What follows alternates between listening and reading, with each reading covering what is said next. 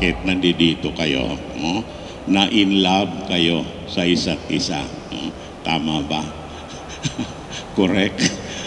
So, yung pagmamahal na hindi lang emotional o hindi lang sentimental, no? Kasi may nagmamahalan na mga parang buhungan ng kanilang sentimentality o emotionality, no? Ngayon, I love you very much, no? Bukas, I hate you so much, no? Ganon yon, sentimental lang kasi, no?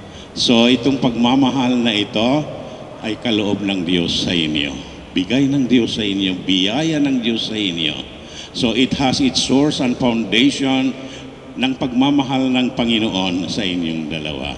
Kaya sabi sa Ebanghelyo, kung gaano ako kamahal ng Ama, ganun din kayo. Minamahal ko kayo. Mag-ibigan kayo tulad ng pag-ibig ko sa inyo. Ayun. So, itong pag-ibigan na ito ay founded on the love of Jesus Christ, no? Sa inyong dalawa, no? So, you are, through this celebration ng sakramento ng kasal, you are entering into a relationship, a commitment, a covenant that will last, that should last until the end of your life, no? Hindi until forever, until the end of your life man lang, no? Until the end, kasi ang pangako ninyo sa isa't isa, to love each other, for better or for worse, for richer, for poorer, in sickness and in health. When, ano kasunod noon? Until further notice. So, hindi until further notice, kung hindi until death do us part. No? So, this is therefore a serious commitment, covenant, no? Because it binds you together for the rest of your life. So wala itong kondisyon, no? Walang promise, pangako kung ano man yon, at walang kondisyon, no? Nagbigay ka ba ng kondisyon, Mary Grace? Ano bang kondisyon mong binibigay? Magpakasal ako sa iyo, Erwin, kapag ka ganito. Ano kondisyon mo? Wala kang binigay. Hindi mo sinabing, magpakasal ako sa iyo, basta pagkatapos ng kasal, patayo mo ako ng napakagandang bahay, o isama mo ako magtutur sa Europe. Walang ganon, no? So, walang ganyan, no? At saka itong decision mong itong magpakasal sa kanya ay talagang free, with freedom of consent, di ba? May freedom, hindi sa pilitan, no? Hindi pre-arrange ito, kundi sarili mong desisyon, no? Na magpakasal sa kay Erwin. Ganon din si Erwin sa iyo, no? So, hindi ka pinilit, di ba? Pinilit ka ba? Namimilit ka ba? Nagpupumilit ka na ba? Hindi. So, ito'y pinagplano ninyong mabuti. Hahandaan ninyong mabuti, no? Kaya ngayon dumating ng araw na ito, no? So masaya kayo siyempre, ha? So kung sarili ninyong gusto ito'y sariling desisyon, so walang dahilan kung bakit hindi kayo masaya. Dahil the only reason for this is you love each other, no? I love you, Erwin. And Erwin says, I love you, Mary Grace. Ganon, no? Di ba? So, walang ibang dahilan ito, no? So, kahit na serious dahil until death do us part, ngunit you're happy to commit yourself to each other because of one thing, because you love each other, no? And I would like to remind you that this commitment of love that you have for one another is also your commitment to the Lord, no? Who calls you to this particular vocation in life, the married life, the married vocation. So ito ang tawag ng Panginoong Jesucristo sa inyong dalawa. You are called to the vocation where you are to give witness to the love of Jesus in the world through married life, through this married vocation, no? So you are you are to be united together in love until the end of your life. Again, this vocation also calls you to a life of fidelity to each other. Ano ba ibig sabihin ng fidelity? Para kay Erwin, si Mary Grace lang. Tama ba, Erwin? Si Mary Grace lang at wala ng iba. Para kay Mary Grace, si Erwin lang at wala ng iba. No? So, siguro natanong ko na ito sa iyo, Erwin, tatanungin kita uli. Pagkatapos nitong kasal na ito, tatanggap na kayo ng kasal, ng sakramento ng kasal, kayo, ang tawag sa inyo ay mag-asawang Kristiyano na. O kung ano nga, couples for Christ, kayong dalawa. No? So, pagka mayroon na kayong mga supli, mga anak na ipagbigay ng Diyos sa inyo, you are Christian family. No? So, ibig ba rin sabihin ito na mag-asawa na kayo, hindi na pagka nakakita ka ng ibang chicks, Erwin, magandang chicks, hindi na tumitibok ang puso mo sa kanila, sa iba. Hindi ka na ma-attract sa ibang chicks. Dahil asawa mo na si Mary Grace. Hindi na titibok. Ay, hindi na. Paano? Ipipikit mo na lang mata mo pagka nakakita. Pag nakakita ka na ibang chicks, maganda, ha? Ay, hindi ka na titingin. Ano na lang titingnan mo? Tatingala ka na lang doon, naglalakad. Parang wala kang makikita. Talaga ba? Totoo ba yun?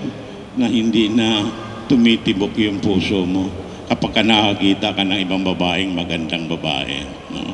Maganda nga naman si Mary Grace. Hindi mo na may pagpapalit yun. No? Pero minsan, alam mo naman yung tukso. No? So, pagka nakakita ka ng ibang chicks, babae, maganda rin. Siyempre, na-attract ka. Diba? Yung attraction, di naman kasalanan, pero naging okasyon ng pagkakasala din. No? Dahil yung attraction maaring, pag na-attract ka, mangliligaw ka uli. Pat mayroon kang tinatago sa partner mo. No? Ano, Grace?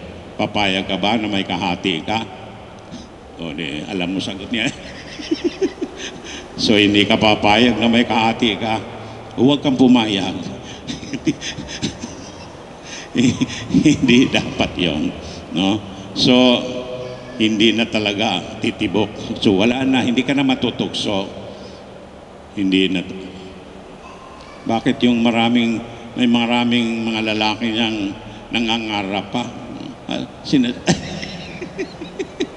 Sinasabi nila, sana dalawa ang puso ko, hindi na sana mamili pa. O, bakit ganon? Doon, bago pang kasal, I love you, I love you. Later on, ganon. Ano tawagan ninyong dalawa?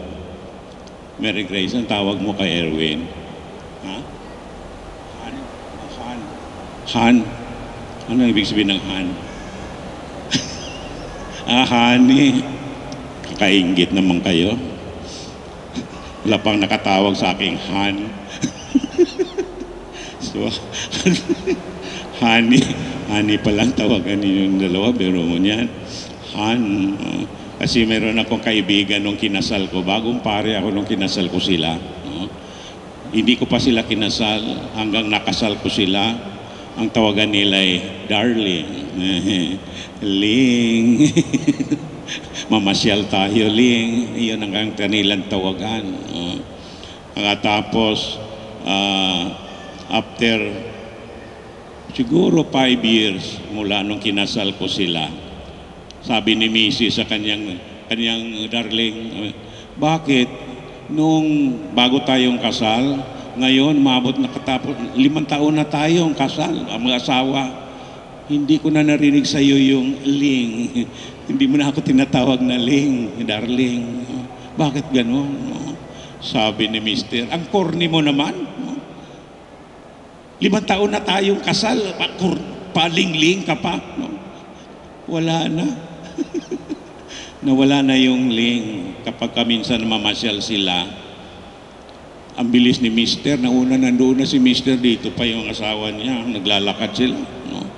So, kung minsan, lumilingon si Mister, Roy, bilisan mo.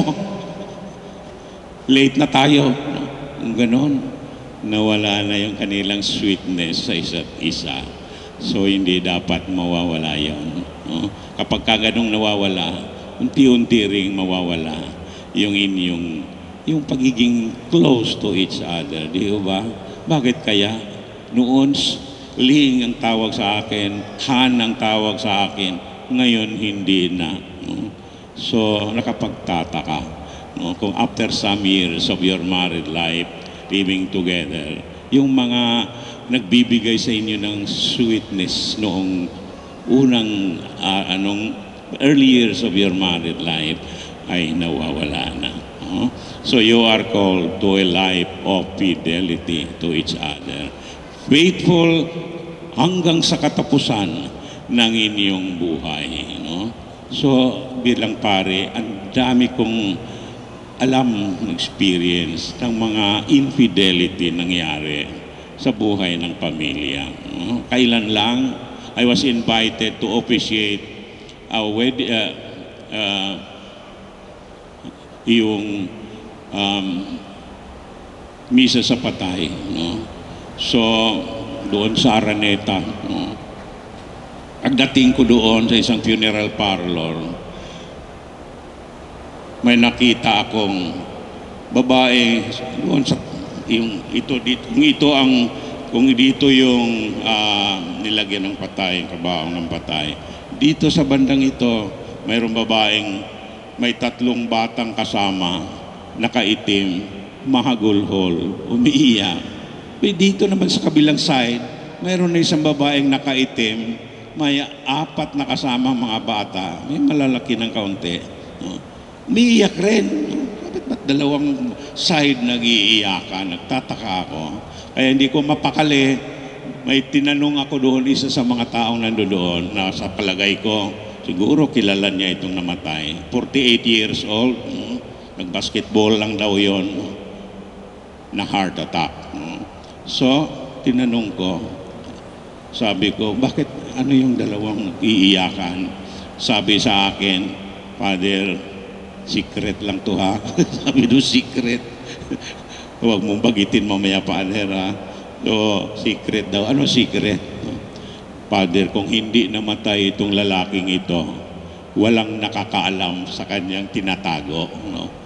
Kasi nagkakaalaman na lang noong patay na yung lalaki. No? Doon na yung dalawa. No?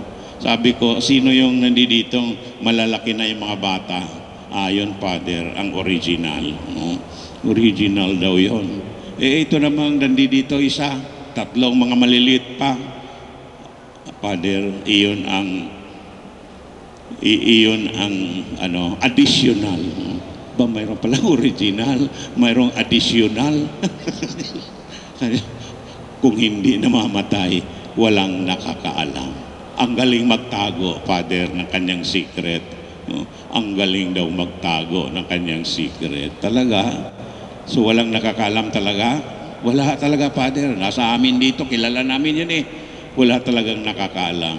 Sabi ko, hindi rin kaya alam ni Lord yon? Hindi ba alam ng Panginoon kaya yon? Ang secret niya. Natahimik siya. Nakapakamot ng ulo siya. No? Oo nga naman, no?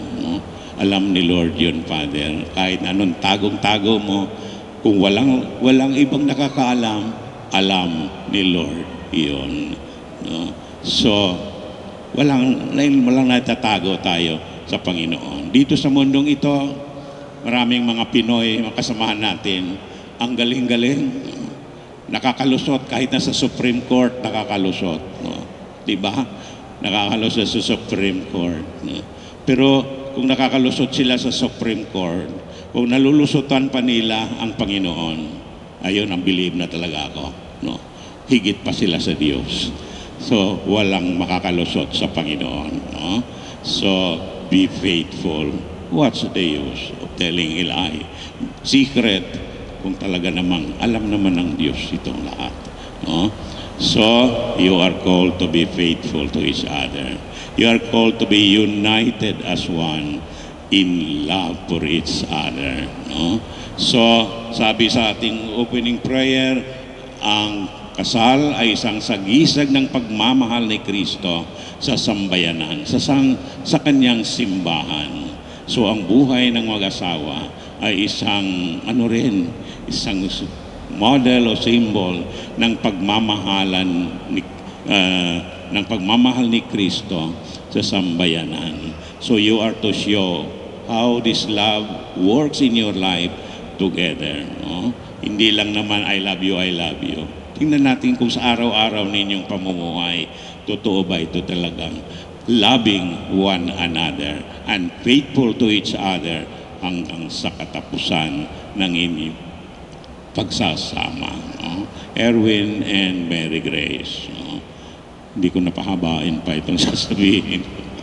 My prayer for you is sana kayong dalawa ay maging masaya sa inyong pagsasama. No? Dahil ito'y pagsasama ng pagmamahalan sa isa't isa. Sana kayo'y maging tapat sa isa't isa hanggang sa katapusan, maging pagpalain sana ng Diyos ang inyong mga gawain sa buhay ninyo sa araw-araw. The Lord will bless with success all your endeavors in life. And at the end of your journey, may the Lord bless you and keep you united always together. Best wishes to you, Erwin and Mary Grace. May the Lord's blessing be always upon you. So we will now proceed to the celebration ng sakramento ng kasal. Tumayo kayong dalawa. Mary Grace, isuot mo ang singsing na ito bilang tanda ng aking pag-ibig at katapatan sa ngalan ng Ama at ng Anak at ng Espiritu Santo. Amen. Erwin, isuot mo ang singsing na ito bilang tanda ng aking pag-ibig at katapatan sa ngalan ng Ama at ng Anak at ng Espiritu Santo. Amen.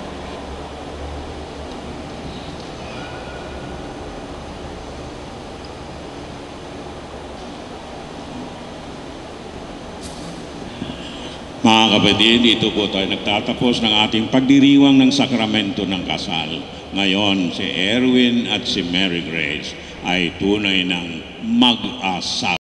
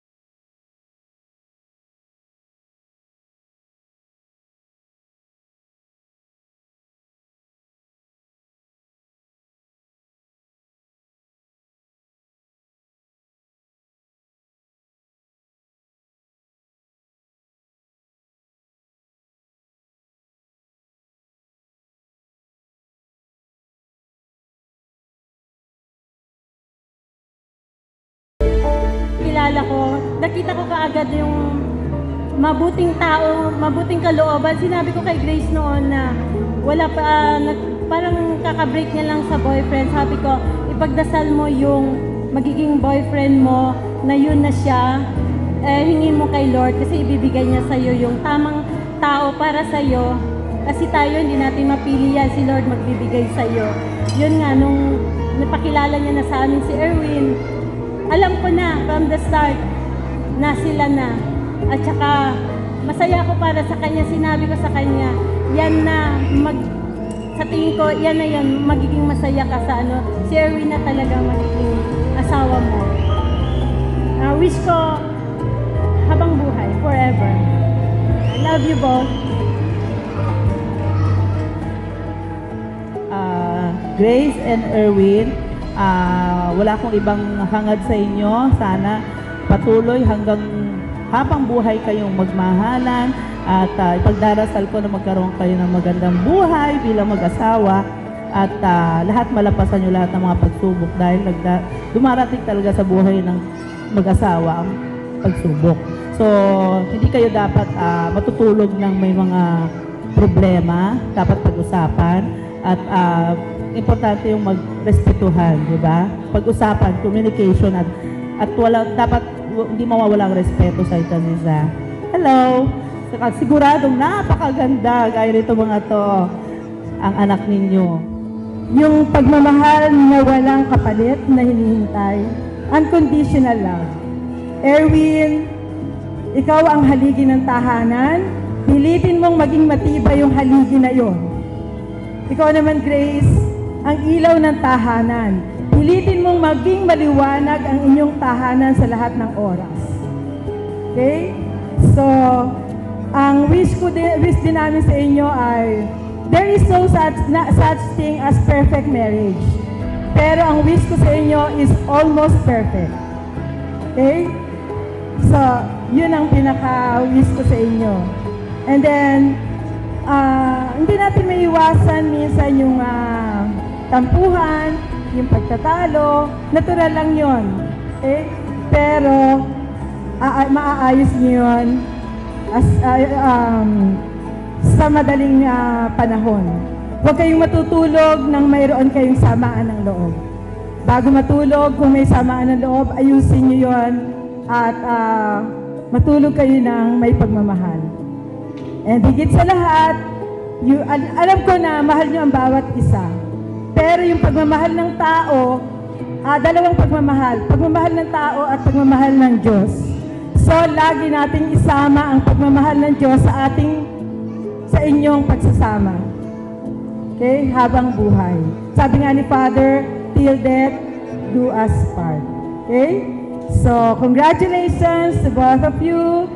Keep the love burning. Habang tumatanda kayo, love each other. And God bless you always. Okay, love you.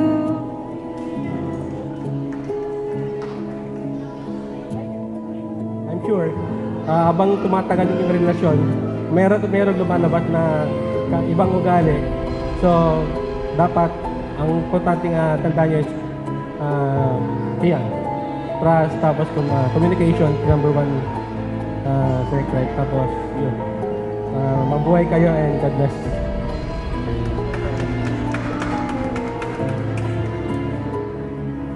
Ngayon mag-asawa na kayo. Mag-uusap kayo pag may problema kayo. Hindi siya masasaktan.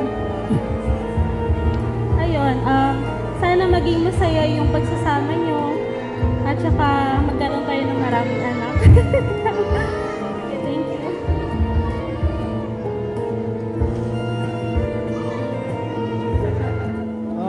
Ang wish ko sa inyong dalawa ay tandaan natin as mga nauna nagsalita na kanina, may spiritual na kanilang mga sinare sa inyo.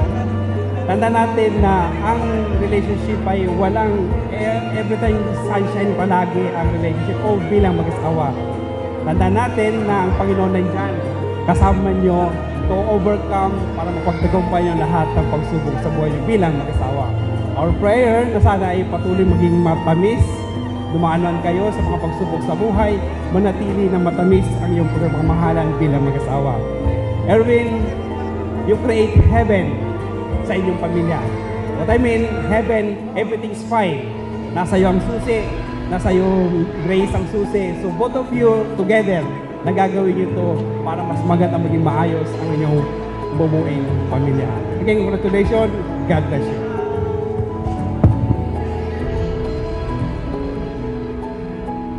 Hindi ko na masyadong hahabaan ng kundi congratulations na lang mga anak. Yun lang, magpakabait kayo. Damihan yung anak para marami akong apo. Ha? Sana. Gusto ko maraming apo. Ganon din yung panganay ko. Gusto ko maraming apo, ha? Yun lang. I love you. Nakita ko sa kanya yung pagmamahal niya sa amin na gusto niya kaming mapabuti aming sitwasyon. Kahit na sa mga pagpapayos ng aming bahay, siya very talagang nakapokus siya doon. Kaya we're very thankful na talagang gracious sa amin. And si Erwin naman, na dumating sa buhay niya,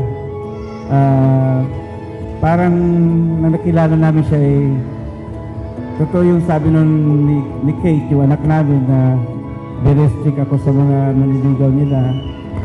Ngunit nung dumating si Erwin, parang madali niya kami nakuha ang kalooban namin mag-asawa. Madali niya kami napalambot namin. Maganda kanyang pag-uugali. Kaya wish namin kayo, Grace sa Erwin,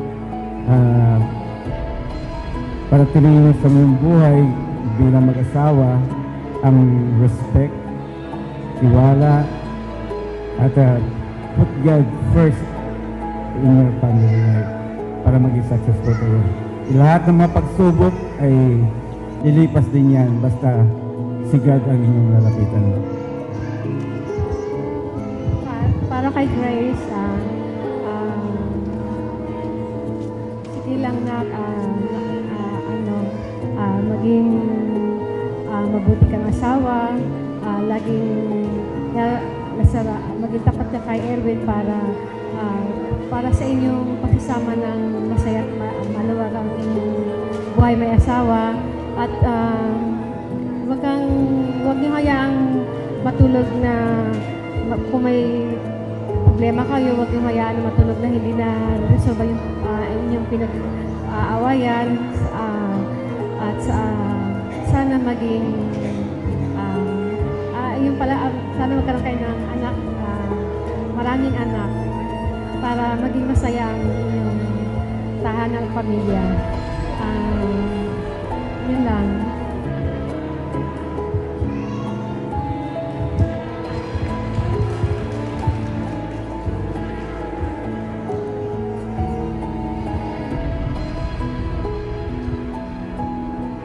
Sobrang saya po namin ni Grace dahil kahit na po malayo yung venue namin sa church, sa hotel, marami po sumuporta sa amin. Nandiyan po pa rin po kayo. Kahit na po late na po tayo ngayon, nandiyan po pa rin po kayo.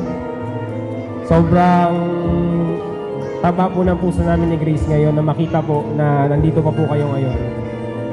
Mahal na mahal din po namin kayo lahat. Kaya po kayo yung inimbita namin para ma-witness po yung pag-isang dibdib namin ni Grace.